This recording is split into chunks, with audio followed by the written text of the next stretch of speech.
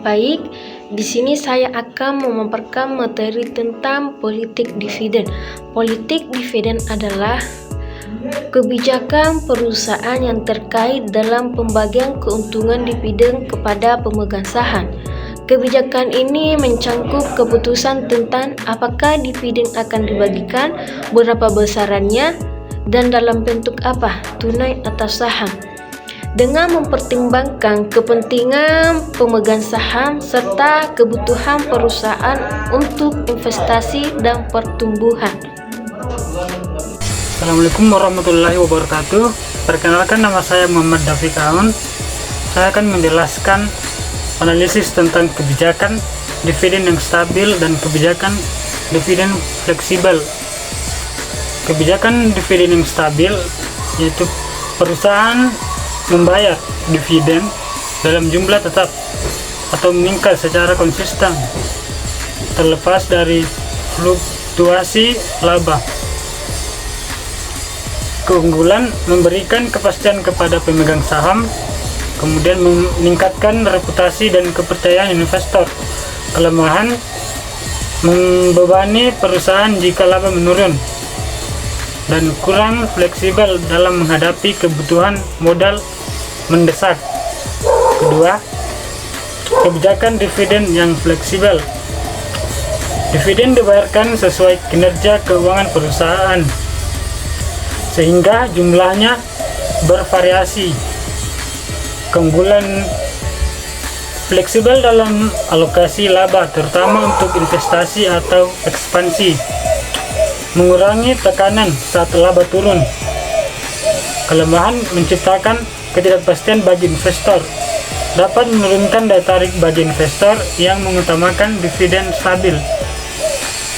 Jadi kesimpulannya, kebijakan stabil cocok untuk perusahaan mapan dengan pendapatan stabil dan investor konservatif. Kebijakan fleksibel lebih tepat untuk perusahaan dengan kebutuhan investasi tinggi atau pendapatan fluktuatif. Pemilihan kebijakan harus disesuaikan dengan kondisi keuangan, tujuan perusahaan, dan profil investor. Baik, di sini saya akan membahas faktor-faktor yang mempengaruhi kebijakan dividen, di mana faktor-faktor ini ada 8.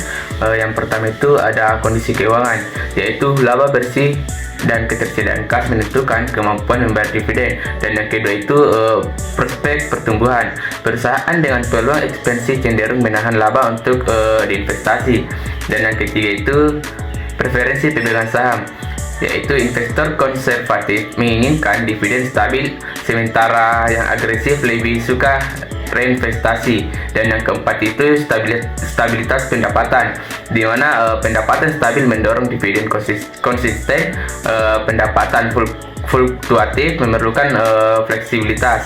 Dan yang kelima itu ada pajak, yaitu pajak tinggi pada dividen dapat mendorong perusahaan menahan laba. Dan yang keenam itu kewajiban utang, di mana utang besar memprioritaskan pembayaran bunga daripada dividen. Dan yang ketujuh itu ada kondisi ekonomi, yaitu resesi cenderung menekan pembagian dividen, sementara ekonomi stabil mendukungnya. Dan yang kedelapan itu ada kompetitor, yaitu kebijakan pesaing dapat mempengaruhi keputusan untuk tetap kompetitif. Dan kebijakan dividen harus mempertimbangkan keseimbangan antara kebutuhan perusahaan dan harapan investor.